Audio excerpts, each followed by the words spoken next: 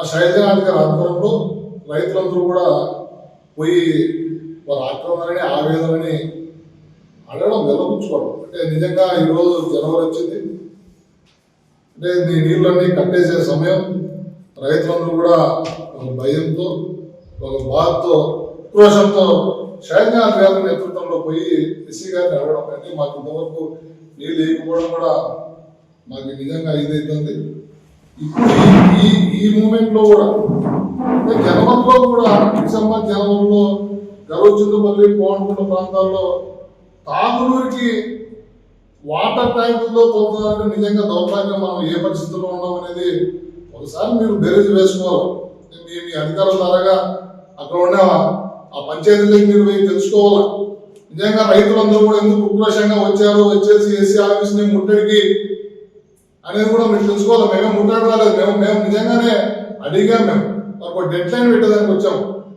మీరు చెప్పారు మేము డేట్ని అనౌన్స్ చేసిన తర్వాత మీరు వచ్చి అడిగినారని. మీరే కొత్తగా కాదు మేడం గారు, మీరు నవంబర్లో సుబ్రహ్మణ్య సాగర్ దగ్గరికి పోయి ఒక అట్టహాసంగా టెంకాయ కొట్టారు. మేము పుట్టూరు చెరువుకి, గరుచుందుపల్లి చెరువుకి, కోడిపట్లకి నీరు వదులుతున్నాం మేము అని మీరు చాలా గొప్పగా చెప్పారు. మేము ఆ కూడా మేము అనుకున్నాం, సరే ఏదేమైనా కానీ ఆఖరికి వచ్చారు ఎమ్మెల్యే గారు చొరవతో వస్తున్నాయి అనుకున్నాం.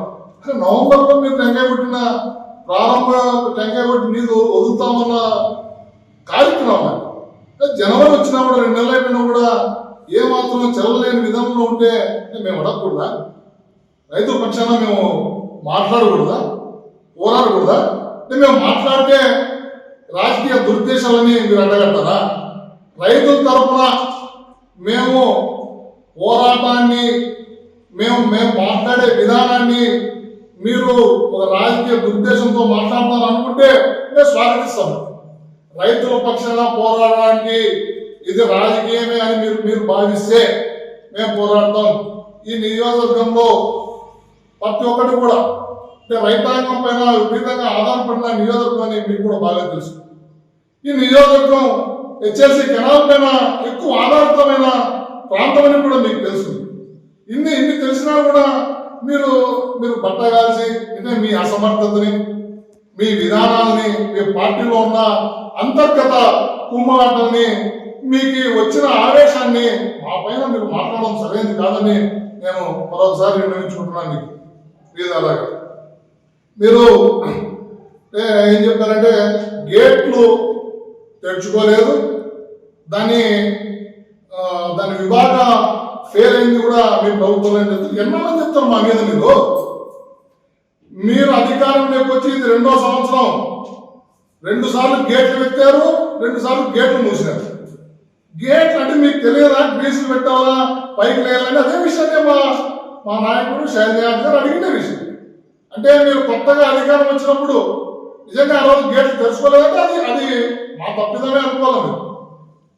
మీరు అధికారంలోకి వచ్చినప్పుడు గేట్లు వేసినాయి, గేట్లు మూసినారు. మళ్ళీ ఇదే సంవత్సరం గేట్లు లేసేదానికి మీరు ప్రయత్నం చేసేది లేకపోగా దాన్ని మా మీద చేస్తాను. 2 సంవత్సరాలు కూడా ప్రతిదీ కూడా మా పార్టీకి ఆపాదిస్తా చూడి. నిజంగా ఇది దౌర్భాగ్యమైన విషయం. మీరు అధికారులు మీకు అనుసంధానంలో అధికారులు ఏ విధంగా పనిచేస్తున్నారు అనేది ఇంటికే తేటతలం అవుతుంది. అప్పుడు నీళ్లు వచ్చినప్పుడు కాదు, నీళ్లు రాకమునుపు ఇప్పుడు మొదలు పెడితే ఏప్రిల్ తర్వాత అధికారుల్ని సమావేశం చేసి గేట్లకి దాంట్లో ఉన్న డ్యామ్ లో ఉన్న వాటర్ లెవెల్ ఎంత ఉంది ఏ కదా అని మీరు చెప్పాల్సింది పోయి తీరిగ్గా మీరందరూ కూడా తీరిగ్గా తిరిగి మీరందరూ కూడా ఊరినే కూర్చొని నవంబర్లోకి వచ్చి గేట్లు తెరచలేదని అది వైసీపీ పార్టీ తప్పిదమని నిజంగా మా మీద వేస్తారు. ఎవరు కూడా ఆశించదు. ఇంకోసారి మీకు ఈ విధానాన్ని మేము నిజంగా తప్పుపడుతున్నాం. వైఎస్ఆర్ కాంగ్రెస్ పార్టీ తరఫున మీరు శైలజనాథ్ గారి గురించి మీరు మాట్లాడారు. అంటే మీకు ఊపిరి తిప్పుకోలేని పరిస్థితులకి మా నాయకుడు తీసుకొని వచ్చారు ఈ నియోజకవర్గం. మేమేమి ఎక్కడ కూడా మిమ్మల్ని వ్యక్తిగతంగా విమర్శించలేదు తల్లి. మిమ్మల్ని మేము ఈ నియోజకవర్గ బాగు కోసమే, ఈ నియోజకవర్గంలో సుదీర్ఘ నాయకుడు శైలజనాథ్ గారు 2004లో ఈ నియోజకవర్గానికి వచ్చినప్పటి నుంచి ఇప్పుడు కూడా ఈ నియోజకవర్గాన్ని కాసుకున్నారు. గెలిచిన తర్వాత గెలుచుకోకుండా కూడా ఈ నియోజకవర్గం పైన మద్దతుతో ఈ నియోజకవర్గాన్ని కాసుకున్నారు. ఈ నియోజకవర్గంలో ప్రతి అనుభవము బాగా తెలిసిన వ్యక్తిగా షహజహాన్ గారికి అనుభవంతోనే ఆ విషయాన్ని మీరు అంటే గట్టిగా సూటిగా మాట్లాడితే ప్రజల తరపున మాట్లాడితే మీకు తప్పుగా అనిపించింది. ఆయన్ని వ్యక్తిగతంగా మీరు మాట్లాడతారు. పార్టీ మారొచ్చిన వ్యక్తి అని మా నాయకుడు ఒకటే గారు తల్లి. మీ నాయకుడు చంద్రబాబు నాయుడు గారు పార్టీ మారిన వ్యక్తి. ఆ విషయాన్ని మీరు మర్చిపోతే ఎట్లా? మీరు మర్చిపోకూడదు. మీరు మరి ఏం చెప్తారంటే షహజహాన్ గారి నుంచి ఏం అభివృద్ధి చేశాడు, ఏమంత జ్ఞానం ఉందని. షహజహాన్ గారు మీరు తిరిగే రోడ్డు, మీరు పుట్టూరు పోతున్నా, ఎల్లనూరు పోతున్నా, సింగళూరు పోతున్నా, గాంధీలు పోతున్నా, బుక్రాసంలో ప్రతి ఊరికి కూడా ఆఖరికి మీ ఊరికి కూడా షహజహాన్ గారు రోడ్లు వేసినది. అక్కడ ఆ మండలాల్లో వచ్చి గ్రామీణ ప్రాంతాల్లో వచ్చే మండలాలకి కనెక్టివిటీ రోడ్లని షహజహాన్ గారు వేయించినే రోడ్లే తల్లి ఈరోజు మీరు తిరుగుతుండేది. మీరు కొత్తగా రోడ్లు తీసుకొచ్చింది లేదు, పెట్టింది లేదు. ఏదో మీరు పైన పైపూత మాదిరి బీటీలు వేస్తారు, ఆయన వేసిన రోడ్ల పైన వేస్తారు. కానీ మీరు కొత్తగా రోడ్లు ఫార్మేషన్ చేసి వేసినట్లయితే ఏవి కూడా లేవు. షహజహాన్ గారు మీరు పోయేటప్పుడు పుట్టూరులో కానీ అనేక మండలాల్లో కస్తూర్బా స్కూళ్ళు కానీ అనేక పెద్ద పెద్ద బిల్డింగ్లన్నీ కూడా కల్పించిన కూడా షహజహాన్ గారు. మీరు ఒకసారి మీకు అసెంబ్లీలోకి పోయినప్పుడు లేదా మీరు సెక్రటరీ లేకపోయినప్పుడు రికార్డు తీయండి. మీరు ఈ నియోజకవర్గంలో బీటీ రోడ్లు లేని పంచాయతీలు ఎక్కడన్నా ఉన్నాయా అని మీరు కనుక్కోండి. ఈ నియోజకవర్గంలో బీటీ రోడ్లు ఎవరి హయాంలో వచ్చాయనే విషయాన్ని కూడా మీరు ఒకసారి కనుక్కోండి. మేమే గొప్పగా చెప్పుకునేది కాదు, మీరే తెలుసుకొని గొప్పగా ఫీల్ కావాలా. షహజహాన్ గారి నాయకత్వంలో మేము ఇక్కడ ఈ నియోజకవర్గంలో ఉన్నామని అంత అనుభవం మీకు తెలియజేస్తుంది. అంతేగాని ఎక్కడ కూడా విమర్శ చేయలేదు. మిమ్మల్ని జాగ్రత్త పరుస్తుంది, మీరు ఉండండి అని. మీకు మ్యాండేట్ ఇచ్చారు 5 ఏళ్ళు మీరు ఎమ్మెల్యేగా ఉండడానికి, మీ కుటుంబ ప్రభుత్వానికి అధికారం నిలబడడానికి. మీరు సక్రమంగా నడిస్తే మేము మీడియా ముందుకు వచ్చి మాట్లాడాల్సిన అవసరం కూడా మాకేం లేదు. మాకు అత్యవసరం, మాకు అవసరం లేదు. మీరు సక్రమంగా పనిచేయిస్తే మీరు మరి ఇంకోసారి ఏం మాట్లాడారంటే సింగళవల నియోజకవర్గంలో ఉన్న సింగళవల చెరువుకి కానీ మిగతా 50 ట్యాంకులకు కానీ 50 చెరువులకు కానీ నీళ్లు అలికేట్ చేయించారు మన మాజీ ఎమ్మెల్యే గారు జలగడ పద్మావతి గారు. ఇప్పుడు వారు ఎంతో శ్రమించి ఒక జీవో కూడా తీసుకొచ్చారు. ఇది ఈ మీడియా సమక్షంలో చూపిస్తున్నాను. ఈమె సుహాసనాలతో మేడం గారు ఆ రోజు ఆమె మాజీ ముఖ్యమంత్రి గారికి, అప్పుడున్న ముఖ్యమంత్రి గౌరవ ముఖ్యమంత్రి గారికి అర్జీ పెట్టుకోవడం జరిగింది. అయ్యా మా నియోజకవర్గంలో సింగళవల చెరువు ఉంది, దానికి లోకలైజేషన్ పైన విధంగా అడుగుతున్నాం. మేము ఎవరు కూడా చేయలేకుండా స్వాతంత్రం వచ్చిన నుంచి లోకలైజేషన్ కోసం పోరాడుతున్నాం. మేము దాన్ని ఎవరు కూడా చేయలేకపోయినా అనేక మంది నాయకులు వచ్చారు, పోయారు, చేయలేకపోయారు. 50 ట్యాంకులు ఉన్నాయి, అవి కూడా చేయలేకపోయారు. వాటన్నిటికి కూడా నీళ్లు వదిలేండి దయచేసి. మీరు వదిలితే మాకందరూ కూడా మంచి జరుగుతుందని ఆ రోజు మా ఎమ్మెల్యే గారు, మాజీ ఎమ్మెల్యే గారు ఆ రోజు నా గౌరవ ముఖ్యమంత్రి గారికి అర్జీ పెట్టుకోవడం జరిగితే గౌరవ ముఖ్యమంత్రి గారు ఆ రోజు నా గౌరవ ముఖ్యమంత్రి గారు జగన్మోహన్ రెడ్డి గారు ఎమ్మెల్యే గారి వినతికి స్పందించి 2023లో అంటే 2022లో 50 ట్యాంకులకు అలికేట్ చేసేదానికి ఇస్తే ఆయన మరొకసారి మాట్లాడి మీరు ఉత్త అలికేట్ చేసేది కాదు, ఈరోజు ప్రభుత్వాలు ఉంటాయి పోతాయి, మాకు కంపల్సరీగా జీవో పాస్ చేయాలా, ఇవన్నీ లోకలైజేషన్ చేయాలా మాకి అంటే ఎవరు అధికారంలో ఉన్నా కూడా లేకపోయినా కంపల్సరీగా లోకలైజేషన్ ద్వారా నీళ్ళు వస్తే మాకు లోకలైజేషన్ చేయండి అని గట్టిగా పోరాడితే ఆ రోజు గౌరవ మాజీ ఎమ్మెల్యే గారు పద్మావతమ్మ గారు 2023లో జీవో పాస్ చేశారు. GO number 249. ఇది కూడా మీకు మీ పత్రికా విలేకరులకు ఇస్తా, ఎమ్మెల్యే గారికి చేర్చమని. నేను ఒకసారి అడుగుతున్నా, ఇది దొంగ జీవనం మేడం గారు, మీరు ఏం మాట్లాడతారు? మీరు 1.35 టీఎంసీ అందరినీ వాళ్ళ నుంచి అలికేట్ చేసిన విషయాన్ని ఈ జీవోధారగా మీరు తెలుసుకోవచ్చు. పెద్ద కష్టమేం కాదు. ఇదంతా కూడా రైట్ ఆఫ్ ఇన్ఫర్మేషన్ కింద మీరు తీసుకోవచ్చు, డౌన్లోడ్ చేసుకోవచ్చు. మీకున్న పరిధిలో పెద్ద సంగతి ఏమైతే బయట తీసినామంటే మీకున్న పరిధిలో పెద్ద సంగతి కాదు, మీరు బయట తీసుకోవచ్చు. అనవసరమైన మాటలు మాట్లాడదండి, మంచిది కాదు. ఈ స్థాయిలో మీరు కూడా పోరాడండి. రకరకాల మంది అనేక మంది ఎమ్మెల్యేలు వచ్చారు, పోయారు. వాళ్ళంతా వాళ్ళు ఏదో ఈ నియోజకవర్గానికి ఏదో కొత్త చేయాలనుకున్నారు.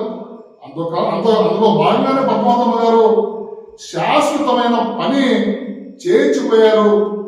ఈ నియోజకవర్గానికి 50 ట్యాంకులకి లోకలైజన్ చేసి, సింగనమల చెరువుకి లోకలైజన్ చేసి, అంతెందుకు అగ్రహారంలో ఇప్పుడున్న ప్రజెంట్ రాజకీయ ఎమ్మెల్యే కాలువ శ్రీనివాసులు గారు ఊర్లో ఎప్పుడు చూసినా ఆ చెరువుకు నింపాలంటే దొంగదారిలో పోయి ఏదో ఒకటి కాలంలో బొక్క వేయాలా, రంధ్రం వేయాలా, దాని నుంచి చెరువు నింపుకోవాలా, తర్వాత కేసులు పెట్టించుకోవాలా, పోవాలా. ఆ విషయాన్ని ఒకసారి కాలువ శ్రీనివాసులు గారిని కూడా అడిగినప్పుడు చెప్తారు.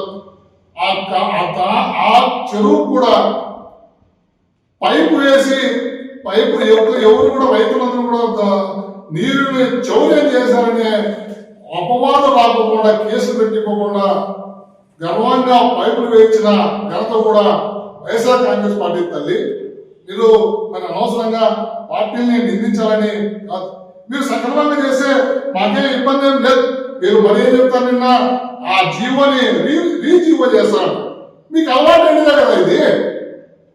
అంటే మేము తెచ్చిన ప్రతి ఒక్క కార్యక్రమాన్ని మేము కుప్పానికి నీళ్లు అందిస్తే మీరు మళ్ళీ వచ్చినాక మళ్ళీ కొత్త వేడి చేసుకుని కుప్పాన్ని మేము నీళ్ళు తీసుకోమని చెప్తారు.